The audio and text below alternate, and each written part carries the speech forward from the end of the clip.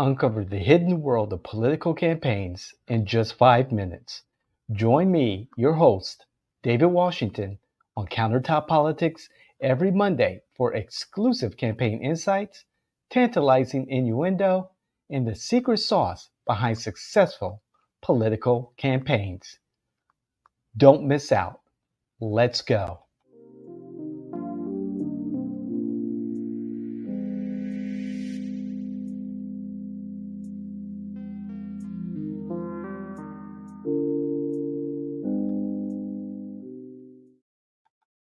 All right, all right. You know what time it is. It is Monday and it is 10 o'clock. That's when we typically, broadcast Countertop Politics. I was about to say you can't make this shit up. That's the other show, which I did a whole bunch of episodes over the weekend in regards to that. And I'll get straight to the chase here because this is really important. The default effect is a behavioral science phenomena that describes the tendency to choose the default option when given a choice. This is because people are generally inclined to stick with the status quo and avoid making changes. The default effect can be a powerful tool for influencing people's behavior and can be used in a variety of contexts, particularly politics. The default effect can be a powerful tool because it provides a mental shortcut and signals what's expected in a given situation. However, it can be difficult to break free from the default effect and choose your own path. And this is what I'm talking about when it comes to politics, to elections, to messaging. When you hear vote blue no matter who, or I'm going to vote straight ticket Republican, this is the default effect. And with a lot of the conversation lately, this is October 14th, 2024. And just this past weekend, President Obama has some very choice words regarding Black men supporting or not supporting Vice President Kamala Harris for president. And that got people talking and a lot of reaction, positive and negative. I took some time to craft my message. And I did that because I wanted to remove the element of reaction, of emotion out of my response to what President Obama was saying to Black men. It's like, hey, do your duty, follow our Black women, vote Kamala Harris. And as I was looking at that situation, I was like, I get it. I said, let's peel away the emotions.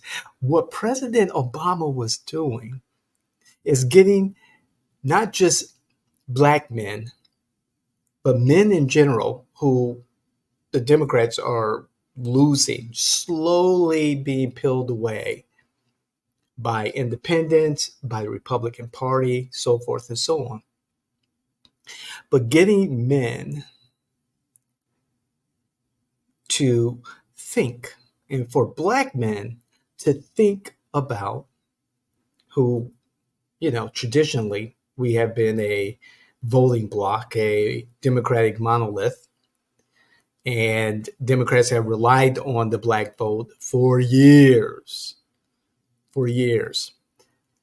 And so Obama, in his fatherly lecture tone, not professorial, but fatherly tone, was trying to get Black men to think back on their past if they were reliable Democratic voters, to go back home, follow their moms, follow their dads, and vote Democrat, not just for Vice President Harris, but support the whole ticket, top to bottom, bottom on up. And that was his effort at default choice or the default effect.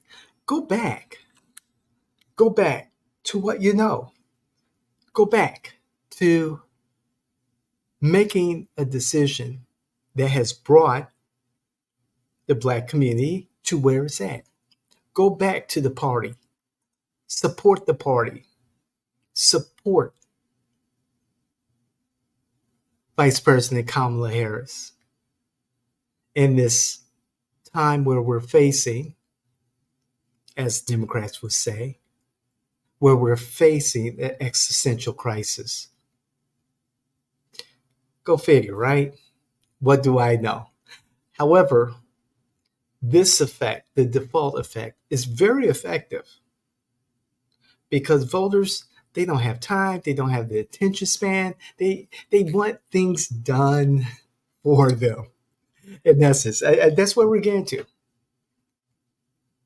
We've made voting so easy. Vote by mail, early voting. Why not take it further?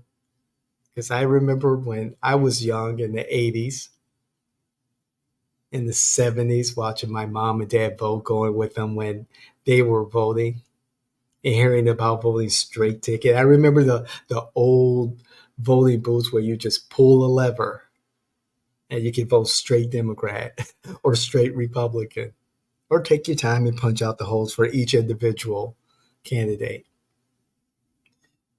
But for those non-partisan races, the default effect is just as effective. It's just knowing how to use it. And that, my friends, you're going to have to find out in our Leadership Academy, which we plan on launching next year, and getting everyone in our cohort on the same page on becoming better candidates, better electeds, better leaders through mentoring, training, education. There's a whole lot going on with JNW, a whole lot. Whew, I'm tired. A good tired though. So, hey, please like, share, comment, subscribe, but particularly comment. I love your comments.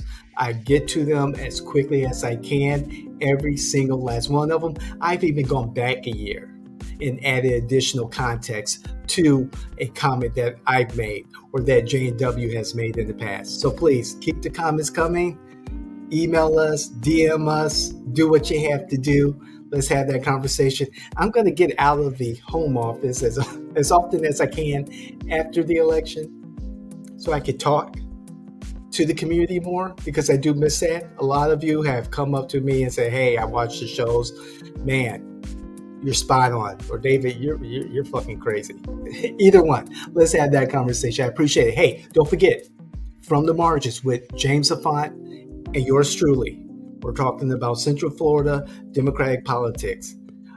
Two folks, two men who've got their fingers on the pulse of Democratic politics and some Republican politics here in Central Florida. Don't forget the David Washington Show. Oh, I'm going to tear some shit up, okay? I'm ready. Oh, yeah, let's get after it. And also, our flagship podcast, You Can't Make This Shit Up. We will see you the next time, okay? Take care.